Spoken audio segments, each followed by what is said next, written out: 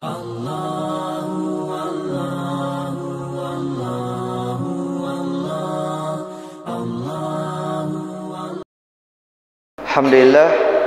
pada kesempatan yang berbahagia ini kita kembali dipertemukan di masjid ini untuk melanjutkan pembahasan kita, pembahasan tentang fikih talak. Dan ini adalah pertemuan terakhir untuk pembahasan kita ini, untuk pembahasan fikih talak. Pada pertemuan yang lalu kita menyebutkan bahwasanya ada dua tempat di dalam Al-Quran Allah Subhanahu wa Ta'ala menyebutkan beberapa ayat tentang talak secara berturut-turut. Tempat yang pertama adalah dalam surah Al-Baqarah, dan tempat yang kedua adalah dalam surah At-Talaq. Dan inilah surah yang akan kita bahas, yang akan kita kaji pada kesempatan yang berbahagia ini.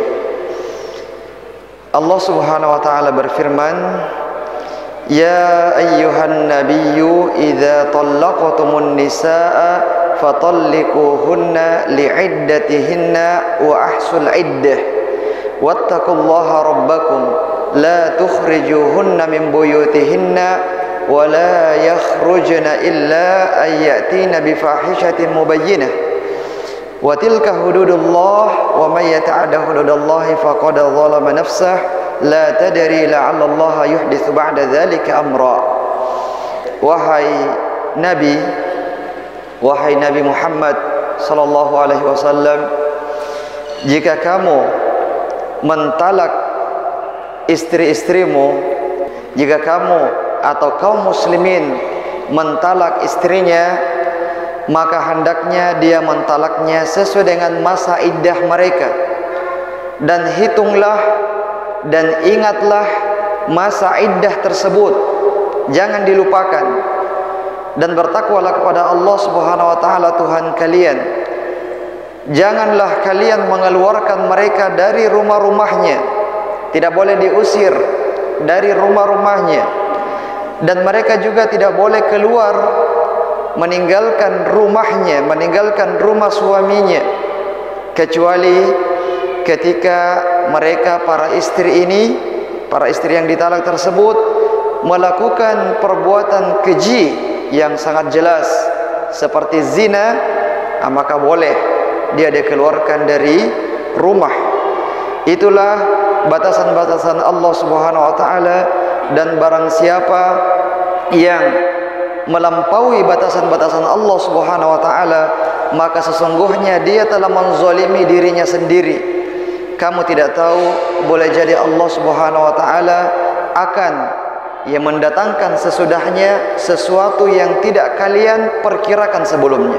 Nah, sebelum kita mengkaji ayat pertama dari surah ini, perlu kita ketahui apa sebab turunnya, apa sababun nuzul dari surah At-Talaq.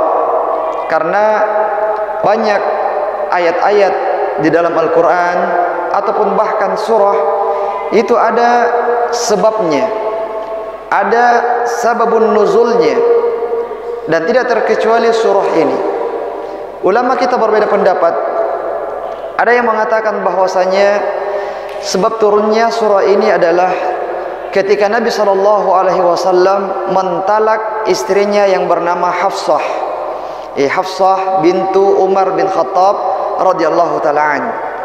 Kemudian Allah Subhanahu wa Ta'ala memerintahkan nabinya melalui perantara malaikat Jibril alaihissalam untuk rujuk, untuk kembali kepada Hafsah dengan alasan bahwasanya dia adalah seorang wanita sawwamah qawwamah. Dia adalah seorang wanita, seorang istri yang rajin berpuasa dan juga rajin sholat malam. Dengan kedua alasan tersebut, Allah Subhanahu wa Ta'ala perintahkan nabinya untuk rujuk, untuk kembali kepada Hafsah.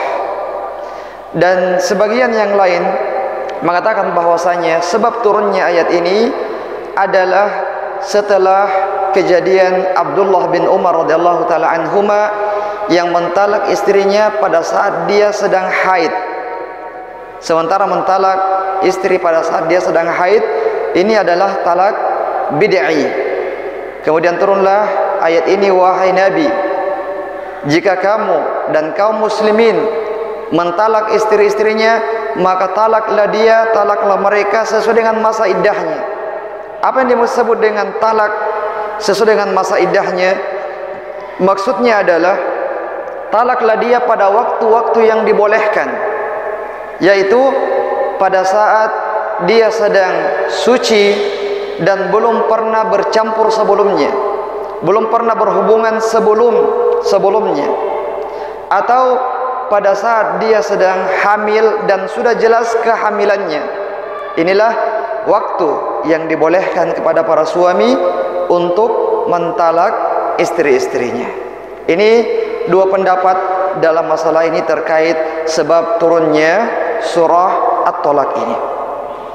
Kemudian di dalam ayat ini, ayat yang pertama ini, Allah Subhanahu wa taala menegaskan kepada para suami ketika dia mentalak istrinya agar jangan melupakan waktunya. Ketika seorang suami mentalak istrinya, maka ingat kapan dia mentalak tersebut. Kenapa harus diingat? Karena ini berhubungan dengan masa iddahnya. Ini berhubungan dengan 3 kali haid atau 3 bulan bagi yang anak-anak atau bagi yang sudah menopause, yang tidak haid lagi, masa iddahnya adalah 3 bulan. Dan ini harus diingat karena nanti akan berhubungan dengan hukum setelahnya.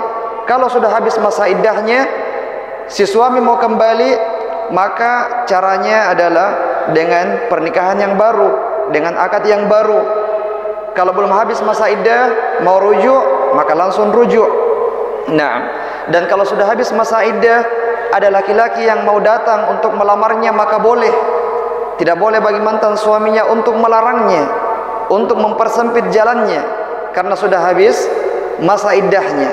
Nah, wattaqullaha rabbakum, dan bertakwalah kepada Allah Tuhan kalian. Ya, dalam ayat ini, dalam surah ini, di antara kekhususannya adalah Allah Subhanahu wa taala menyebutkan bertakwalah kepada Allah itu beberapa kali dalam satu surah. Bahkan dalam satu halaman ini, di halaman yang pertama ini, Allah Subhanahu wa taala menyebutkan beberapa kali perintah bertakwa kepada Allah Subhanahu wa taala. Dan tentu saja ini sangat berhubungan dengan masalah talak ini. Perintah bertakwa sangat berhubungan dengan masalah talak. La tukhrijuhunna min buyutihinna, janganlah kamu mengeluarkan mereka dari rumah-rumahnya. Rumah-rumahnya maksudnya rumah tempat kalian tinggal. Rumah tempat kalian tinggal di dalamnya. Ketika sudah terjadi perceraian, maka kalian wahai para suami tidak boleh mengusir, tidak boleh mengeluarkan istri-istri kalian dari rumah-rumah kalian. Mereka masih berhak untuk tinggal di dalam rumah tersebut. Ini setelah cerai, apalagi sebelum cerai. Kalau sudah talak saja dilarang untuk mengeluarkan mereka dari rumahnya, apatah lagi kalau memang tidak terjadi apa-apa, belum terjadi yang namanya perceraian. Dan juga jangan pula bagi para wanita ini, bagi para istri ini, keluar dari rumahnya. Dia tidak boleh meninggalkan rumah tersebut kecuali atas izin dari suaminya. Karena kadang-kadang sebagian wanita ketika terjadi pertengkaran dengan suaminya, dia keluar meninggalkan rumahnya. Bahkan mungkin mengambil barang-barangnya, dibawa pulang ke rumah orang tuanya. Ini tidak boleh. Bahkan meskipun terjadi perceraian, suami sudah mengatakan saya talak kamu, maka si istri ini juga tidak boleh keluar dari rumah tersebut, kembali ke rumah orang tuanya, apalagi sambil membawa barang-barangnya tanpa izin dari suaminya. Kalau dia mau keluar, maka harus minta izin dulu kepada suaminya. Aisyah radhiyallahu taala anha dalam peristiwa hadisatul ifk, dalam peristiwa ketika Aisyah dituduh berzina oleh orang-orang munafik. Kemudian Rasulullah SAW berubah sikap kepada Aisyah radhiyallahu anha, menjadi tidak seperti biasanya, dan Aisyah tidak mengetahuinya. Nanti beberapa lama setelah itu baru dia tahu, ternyata ada fitnah yang ditujukan kepada Aisyah radhiyallahu anha. Pada saat itu Aisyah radhiyallahu anha meminta izin kepada Rasulullah, wahai Rasulullah, izinkan saya untuk kembali ke rumah orang tuaku. Dan Rasulullah mengizinkannya. Inilah sikap yang benar. Ini sikap yang benar bagi istri ketika terjadi masalah dengan suaminya, maka tidak serta-merta dia meninggalkan rumahnya, tapi dia minta izin dengan baik-baik kepada suaminya. Boleh tidak saya kembali ke rumah orang tua saya? Kalau diizinkan maka silahkan, kalau tidak maka tinggal di rumah tersebut.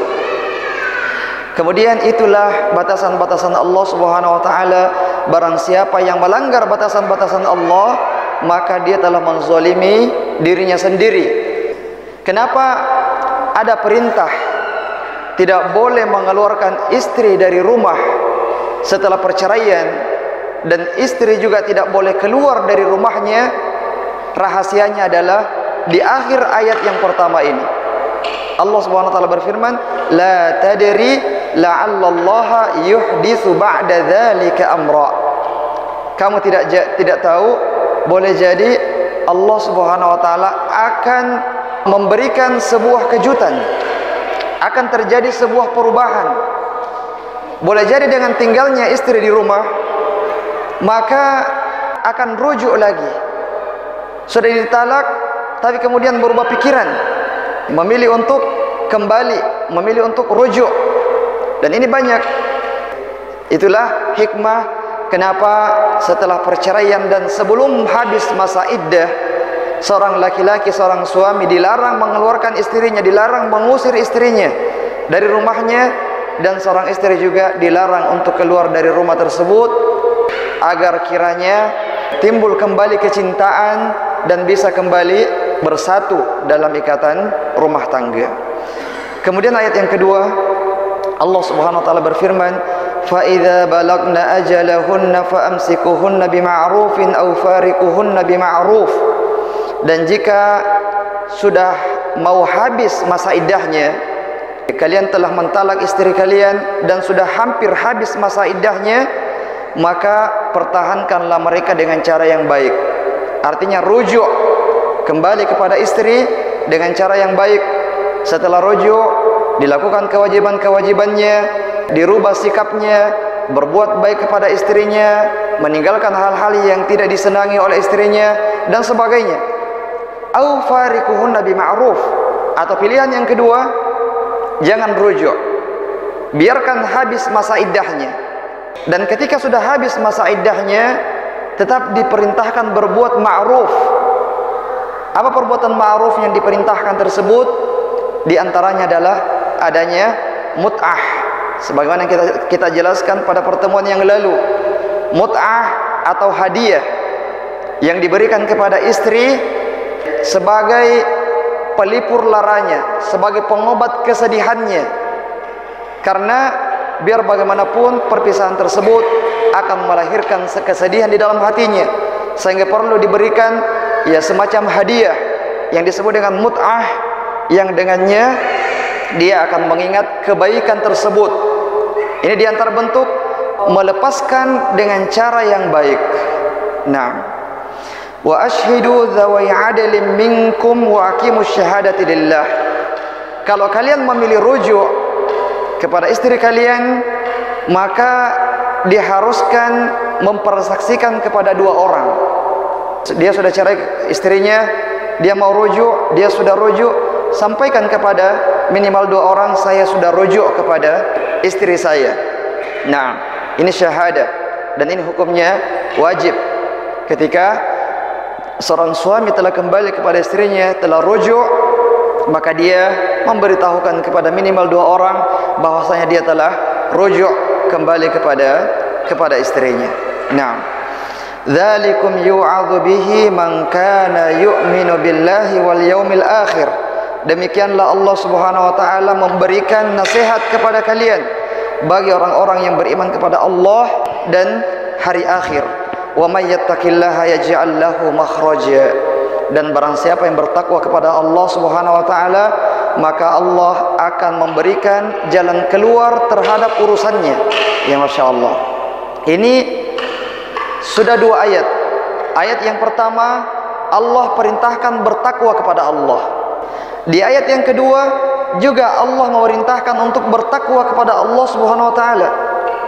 Dan di ayat yang kedua ini disebutkan apa buahnya, apa manfaatnya, apa keutamaannya ketika seseorang bertakwa kepada Allah Subhanahu wa taala, yaitu yaj'al lahu makhraja.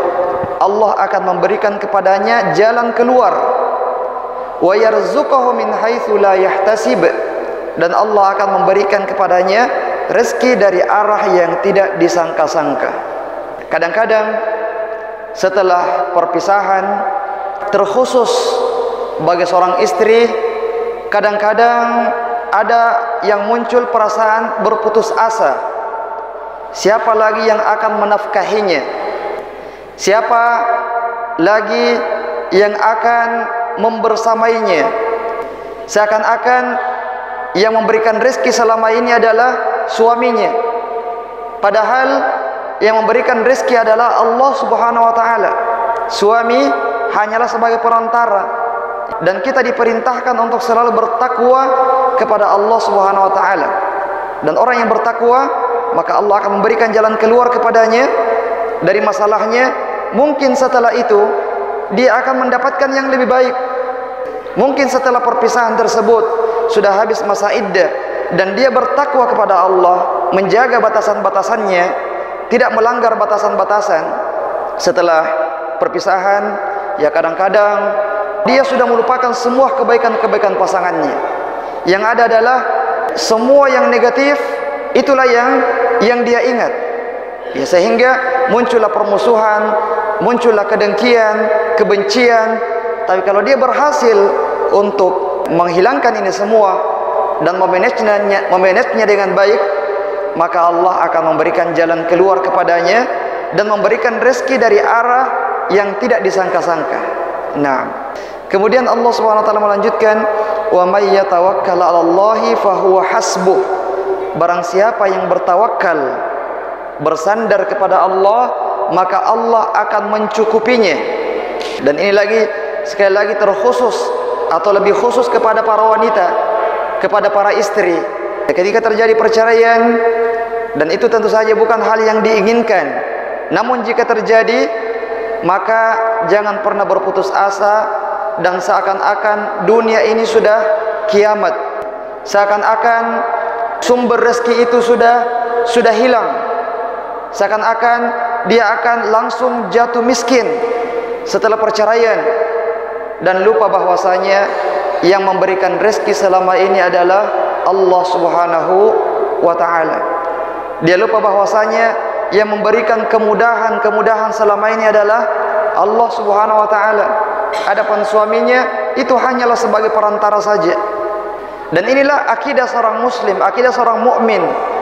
Dia harus menyandarkan segala sesuatunya kepada Allah Subhanahu wa taala. Jangan bersandar kepada suami, jangan bersandar kepada istri bagi suami, bersandar kepada orang tua dan sebagainya.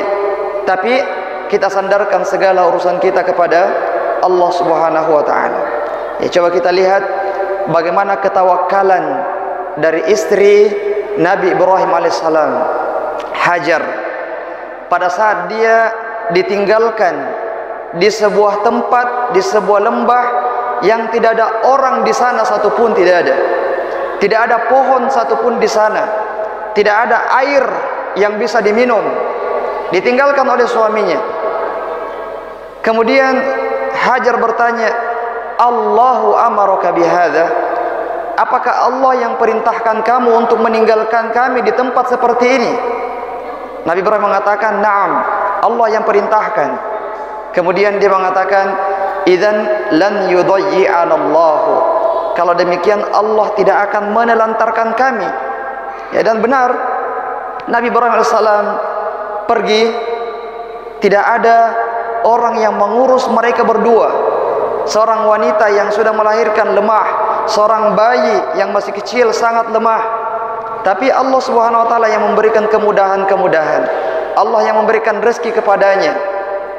Inilah buah dari ketawakalan kepada Allah Subhanahu wa taala. Dan itu pula yang harus selalu dihadirkan bagi seorang suami dan bagi seorang istri ketika terjadi yang namanya perceraian. Dan tentu saja ini bukan hal yang diinginkan. Namun jika qaddar Allah, jika sudah ditentukan oleh Allah demikian, maka bertakwa kepada Allah dan bertawakal kepada Allah Subhanahu wa taala. Innallaha balighu amri qad ja'alallahu likulli syai'in qadara. Allah Subhanahu wa taala telah menetapkan kadar segala sesuatu.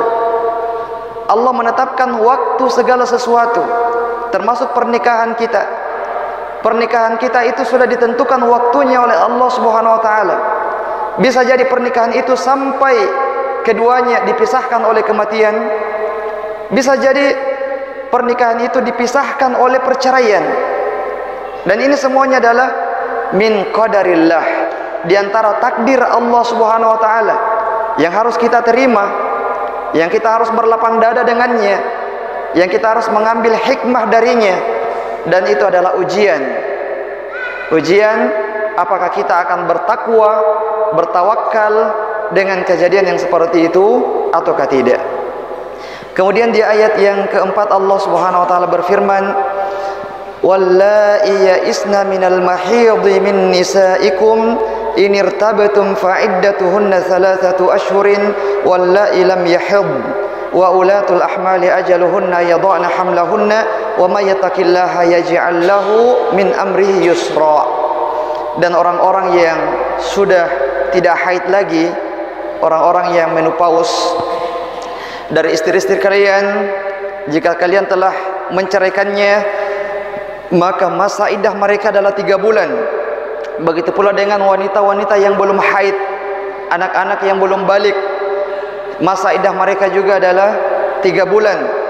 Dan wanita-wanita yang hamil, masa iddah mereka adalah sampai melahirkan anaknya, ya, sampai dia melahirkan. Dan barang siapa yang bertakwa kepada Allah Subhanahu wa taala, maka Allah akan menjadikan pada urusannya kemudahan. Masya Allah. Ayat yang keempat, kembali Allah Subhanahu wa taala menyebutkan kalimat takwa. Wa may yattaqillaha yaj'al lahu min amrihi yusra. Barang siapa yang bertakwa kepada Allah, maka Allah akan memberikan kemudahan pada urusan-urusannya. Ini setelah menyebutkan tentang masa iddah. Yang penjelasan masa iddah sudah kita jelaskan dulu.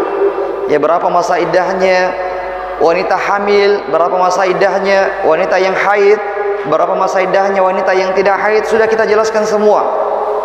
Yang kita ingin titik beratkan di sini adalah kalimat terakhirnya, yaitu tentang ketakwaan kepada Allah Subhanahu wa taala.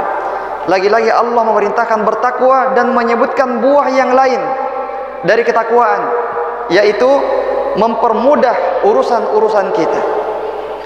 Yang kadang-kadang kita bisa melakukannya nanti kalau berdua, suami istri, setelah perpisahan, jika benar-benar bertakwa, tetap bisa dikerjakan meskipun sendiri. Tetap bisa dikerjakan, bahkan mungkin lebih baik, dengan syarat ketika dia bertakwa kepada Allah Subhanahu wa ta'ala.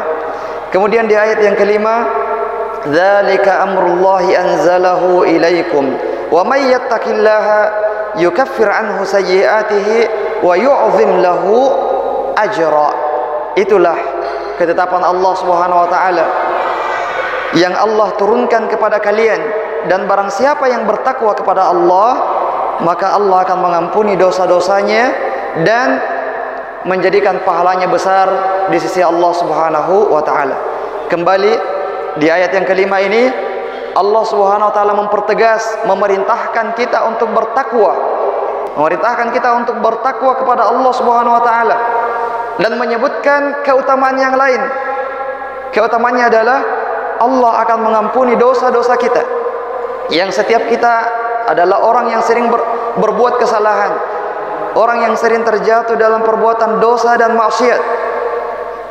Dan ini salah satu amalan yang dengannya Allah akan mengampuni dosa-dosa kita, yaitu bertakwa.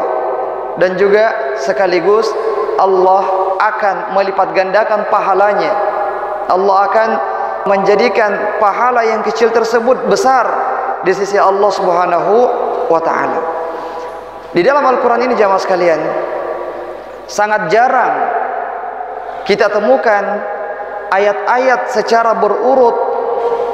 Pada setiap ayatnya Allah perintahkan untuk bertakwa.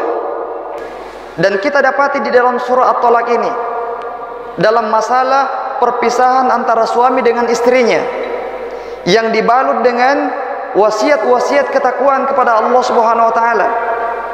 Karena sekali lagi, perpisahan yang sering menimbulkan percekcokan, menimbulkan permusuhan, menimbulkan sengketa dan sebagainya, ini perlu ditutup, perlu dihindari dengan nasihat ketakwaan yang sering.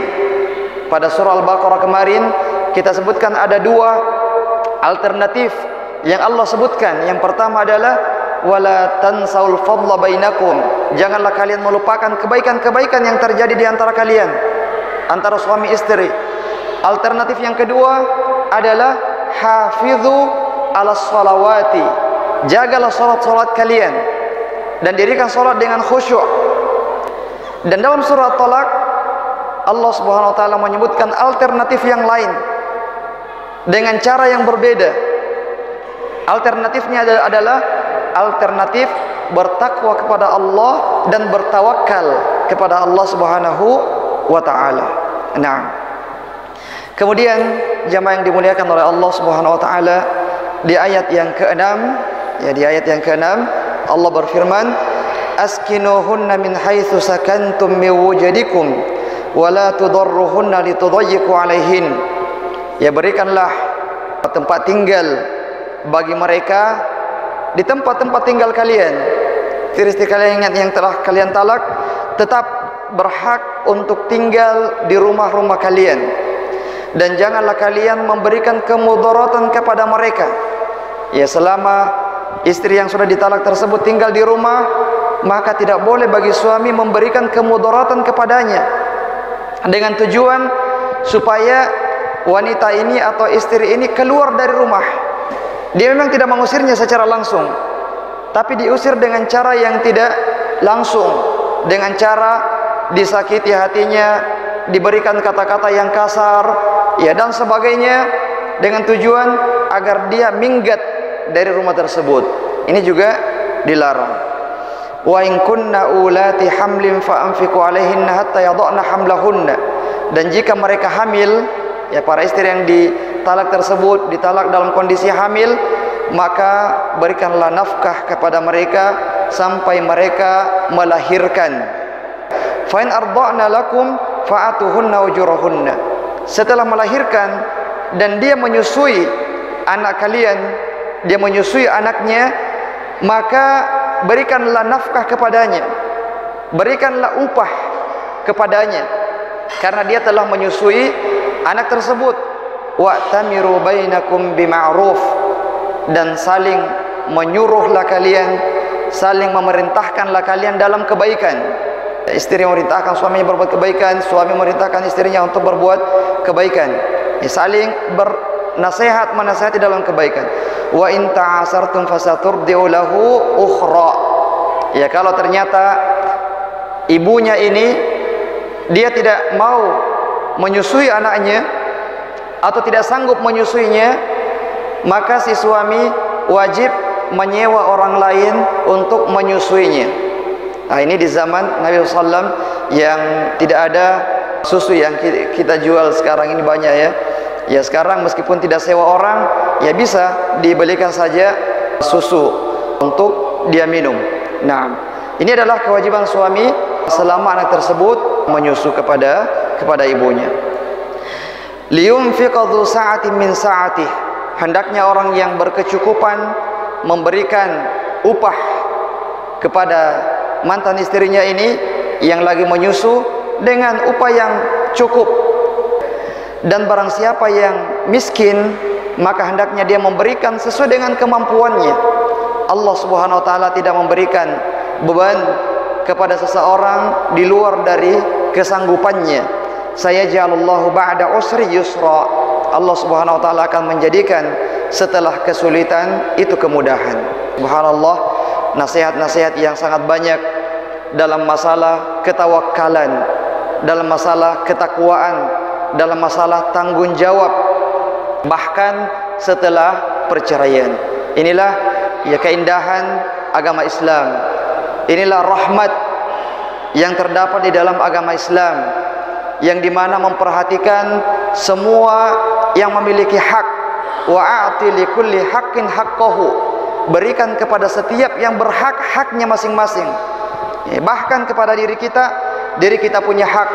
Haknya adalah beristirahat, jangan terlalu dipaksakan. Nah, istri punya hak, bahkan mantan istri yang dalam masih masa iddah, dia punya hak. Bahkan yang habis masa iddahnya juga masih punya hak, yaitu berupa mut'ah tersebut. Nah, dan jika dia menyusui sampai 2 tahun, selama 2 tahun diberikan nafkah kepadanya. Setelah itu, ya barulah selesai perkaranya. Inilah bagaimana ketelitian syariat kita dalam mengatur ya semua kemaslahatan dalam kehidupan duniawi kita, dan terkhusus juga dalam kehidupan berumah tangga kita. Nah, saya kira ini jamaah sekalian yang dimuliakan oleh Allah Subhanahu wa taala, 7 ayat ini di mana Allah Subhanahu wa taala berbicara tentang masalah talak dan fikihnya, dan juga nasihat-nasihat Allah Subhanahu wa taala di dalam masalah tersebut. Nah, kita cukupkan dengan doa kafaratul majelis. Subhanakallahumma bihamdik, asyhadu an la ilaha illa anta, astaghfiruka wa atubu ilaik. Wa akhiru da'wana alhamdulillahi rabbil alamin. Wassalamualaikum warahmatullahi wabarakatuh.